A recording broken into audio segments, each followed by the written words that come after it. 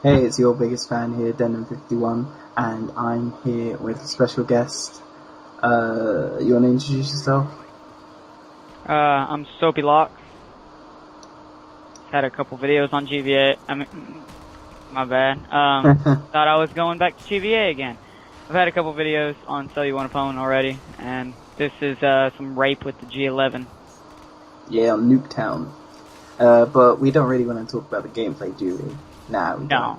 don't. What we wanted to talk about really is how the industry in gaming has changed in terms of in the old country, not in the old country, but back in the day, it used to be where gaming was seen as being kind of geeky, and now it's kind of transformed into this industry where you can win money, and it's an important. It's like a sport now. And it's an important target audience. Like people make probably more money out of gamers, out of people who White Boy and DJ Keemstar.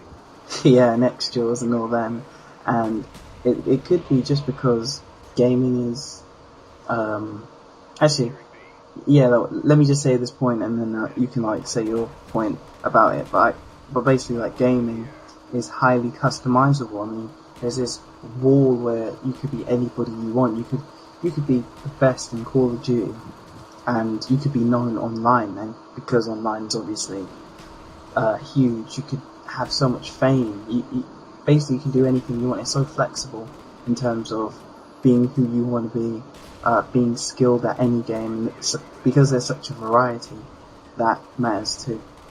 So is there anything else you really want to say?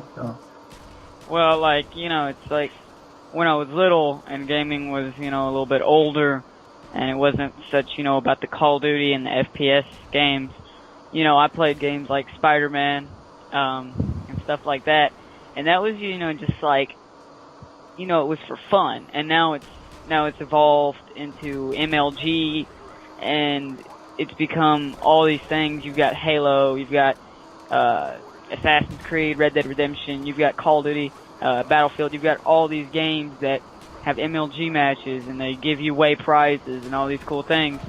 And it's just like mind-blowing that it came from something you went, over to Walmart, you picked up and you played it for about a week or so, and now it's like you pick it up and you're getting a chance at fame and money and prizes and stuff like this. Yeah, I think that's really the way I look at it. Yeah, I think I do kind of agree with you the way other things are becoming more involved with gaming, like you mentioned MLG. I think MLG, for example, it proves a lot about gaming, like how many people support the idea and how many people are willing to go that extra mile to involve kind of getting better at games, getting better at your hand-eye coordination. And I know it kind of depends on which game, but in terms of Call of Duty, it takes a lot of teamwork and it takes a lot of practice, and other companies are hopping onto the idea that gaming is becoming a lot bigger and you can make a lot of money out of gaming. And I think personally that has something to do with the online feature that gaming has, and because so many people are getting online and becoming unified, I think that also plays a massive part in gaming. I think one thing you mentioned there that I don't think you kind of just flew over it was skill. It used to be you pick up a game and all it was, the single player. There wasn't really an online anything to do really online. And then, it was, even though you were online, it didn't take much skill. And now it's just like you can't go pick up a game and immediately expect to be going 40-0.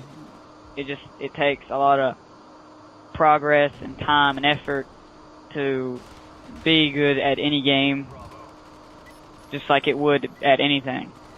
So yes, it's similar to actual sport, I would say. I mean, gaming to me looks like it's really becoming a sport, in a sense. I know that kind of sounds wacky and weird, but I really do see it becoming some sort of sport in some way, because it's kind of already there. I mean, Call of Duty, I think more people actually pay attention to Call of Duty franchises than they would, than more people that watch the Super Bowl.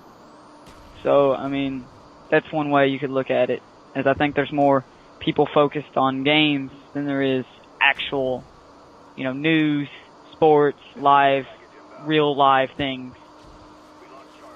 Which is another thing I had to get out there. Anything else you gotta say? Yeah, when you mentioned about like how real sport, how like gaming is a lot better than real sport kind of thing, I actually kind of agree with you in that sense, because what's been happening is basically with the help of the internet, along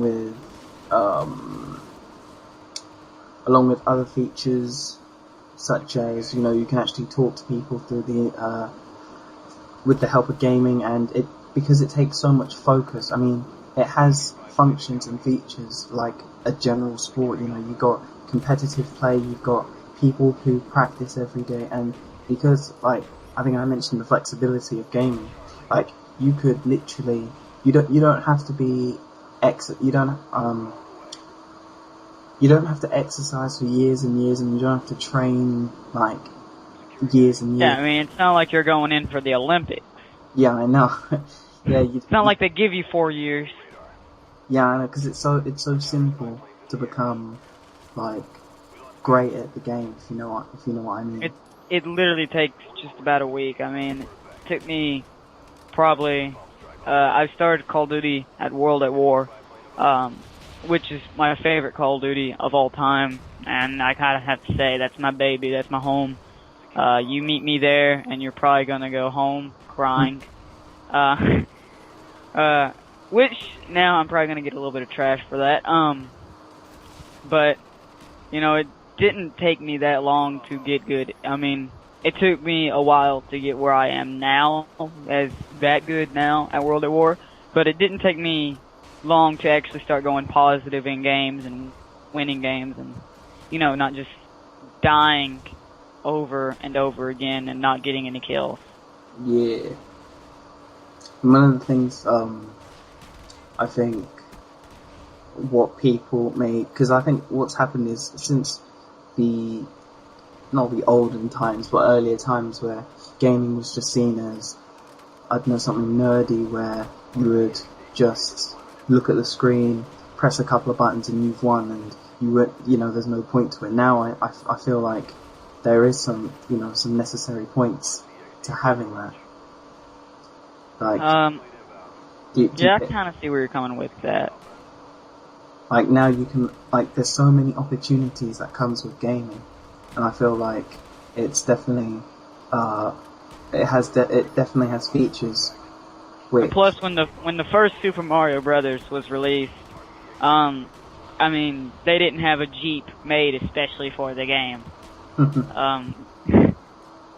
Which that kind of blew my mind too when I seen a commercial on TV one night, and Treyarch or Activision, whoever really got that going, had a Black Ops Jeep made,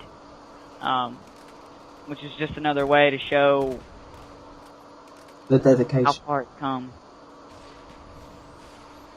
It's ridiculous, really, is what it is, but yeah. With all these new prizes and stuff that they give out, on Modern Warfare. Warfare's Semtex, but on Modern Warfare 2, the Prestige Edition, they were giving out night vision goggles, right? Yeah. And I feel like that's incredible for them to do that. Yeah, you're actually giving away night vision goggles. I mean, real functioning night vision goggles. I mean, what's going on here? Is it Step Brothers now? I mean, to people who play games, what would you say to someone who said, "Oh, games is a waste of time and it's nerdy or whatever"? And what would you say to them? To tell you the truth, I really don't know what to say to them. My girlfriend often tells me that she doesn't understand why I play games. And I think the only reason she does that is because she gets mad that I forget to text her after playing a match. That's the point. Like, I guess I'd just say, you know, it's like, it's a whole new world, it's something better. A lot of time, with outside of the front door of your house, it's a lot worse. And, you know, it's like the way the world is now, it's almost the ending, you know, Halo 3 with the flood on Earth and all that feels more comforting than walking outside and, you know, all the stuff that's going on in the real world today. And I know that's like a really crazy metaphor, hyperbole, but in a way it kind of makes sense.